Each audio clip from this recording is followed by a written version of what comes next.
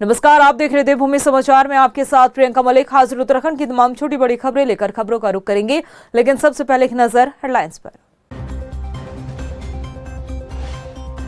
देहरादून में आयोजित भारतीय जनता युवा मोर्चा की विशाल युवा पद यात्रा में शामिल हुए सीएम धामी, कहा पीएम मोदी के मार्गदर्शन में तेजी से हो रहा राज्य का विकास।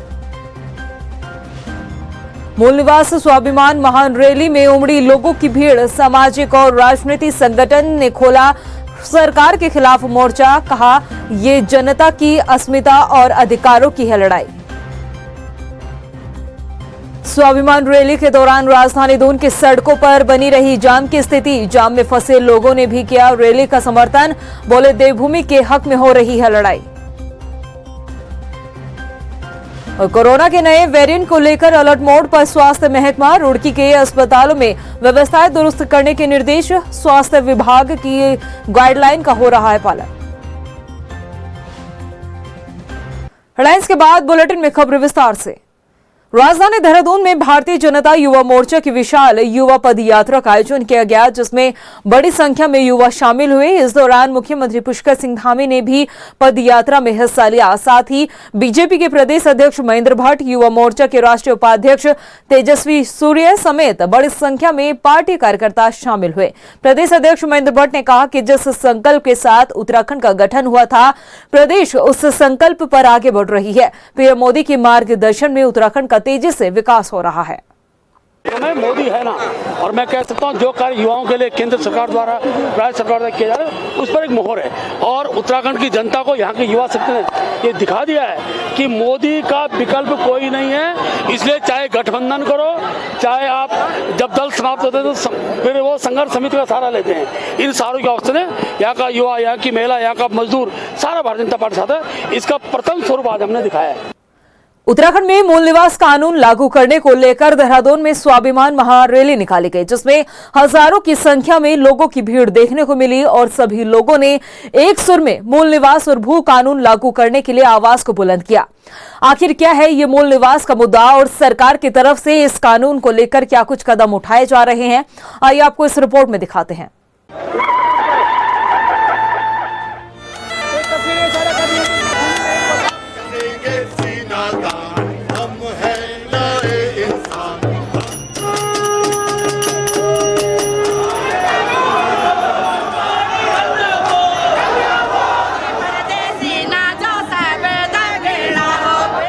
उत्तराखंड में एक बार फिर से मूल निवास और भू कानून की मांग उठने लगी है।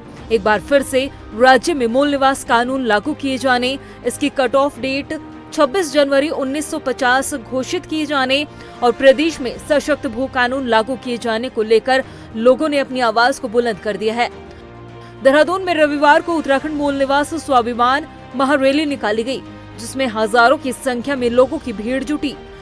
युवा समेत तमाम सामाजिक और राजनीतिक संगठन परेड ग्राउंड में जुटे और सभी ने एक सुर में उत्तराखंड में मूल निवास कानून लागू करने के लिए अपनी आवाज को बुलंद किया। रैली में शामिल लोगों का कहना है कि ये उत्तराखंड की जनता की अस्मिता और अधिकारों की लड़ाई है। आगे बढ़ने से पहले ये जान लेते हैं कि आखिर मूल निवास कानून क्या है।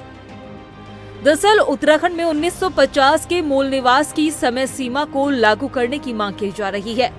देश में मूल निवास यानी अधिवास को लेकर साल 1950 में प्रेसिडेंशियल नोटिफिकेशन जारी किया गया था।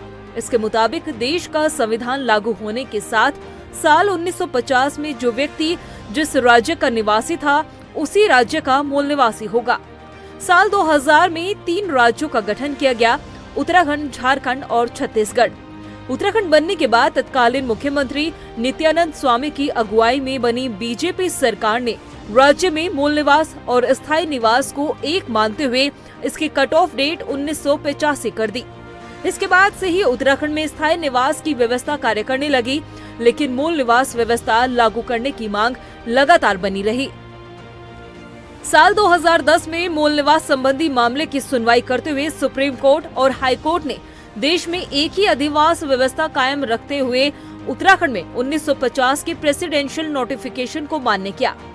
साल 2012 में उत्तराखंड में कांग्रेस की सरकार आई और इसी दौरान मूल निवास और स्थायी निवास को लेकर वास्तविक खेल खेला गया। 2012 में उत्तराखंड हाई कोर्ट में एक याचिका की सुनवाई हुई, जिसमें हाईकोर्ट की सिंगल बेंच ने फैसला दिया कि 9 नवंबर 2000 के दिन से राज्य में निवास करने वाले व्यक्तियों को मूल निवासी माना जाएगा। और तत्कालीन कांग्रेस सरकार ने अदालत के इस फैसले को स्वीकार कर लिया और इस पर आगे कोई अपील भी नहीं की। हालांकि राज्य में मूल निवास की मांग को देखते हुए धामी सरकार ने मूल निवास के मानकों को तय करने के लिए एक समिति का गठन किया है, जो भू कानून की रिपोर्ट का अध्ययन करने के साथ ही मूल निवास प्रमाण पत्र के मानकों को भी तय करेगी। बीजेपी का कहना है कि विपक्ष के लोग लगातार जनता को बरगलाने का काम कर रहे हैं।